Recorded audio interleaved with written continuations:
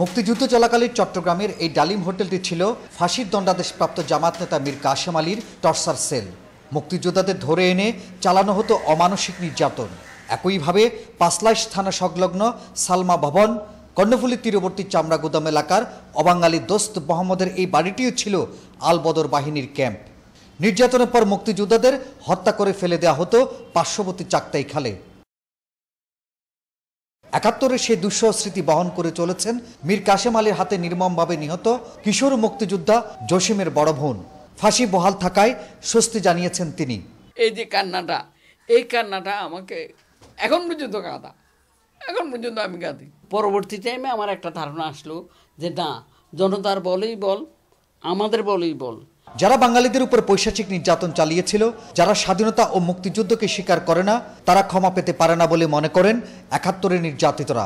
যেসব মুক্তিযোদ্ধারা তারা মারছে, এই যে চামড়ার গুদাম দিয়ে ভাসাই দিয়েছে, মেরে পাথর বাঁধে ডুবাই দিয়েছে, আজকে যদি ওই ধরনের যদি ল্যাঙ্গা লুলা বেঁচে তার মৃত্যুটা যদি দেখতো, তার এটা যদি দেখতো, এই যে রায়টা যদি জানতো, আজকে ওদের কি উল্লাস হতো আমি জানি না।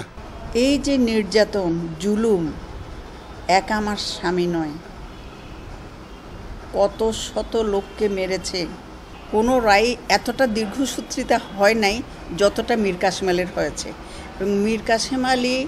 এদিকে দেশের সর্বোচ্চ আদালত মীর কাশেম আলীর ফাঁসির আদেশ বহাল রাখায় চট্টগ্রামে মিছিল সমাবেশের পাশাপাশি মিষ্টি বিতরণ করেছে গণজাগরণ মঞ্চ। এই ফাঁসির রায় বহাল রাখার মধ্য দিয়ে মিথ্যার বিরুদ্ধে সত্যের জয় হয়েছে, অন্যায়ের বিরুদ্ধে ন্যায়ের জয় হয়েছে।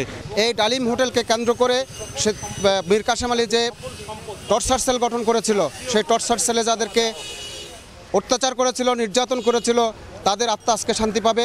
যতদিন ফাঁসির কাঠে না ঝুলবে ততদিনই আমাদের মনে একটি সংখ্যা থেকে যাবে। মানবতা বিরোধী অপরাধে সাজাপ্রাপ্তদের সব সম্পত্তি বাজেয়াপ্ত করারও দাবি জানান তারা।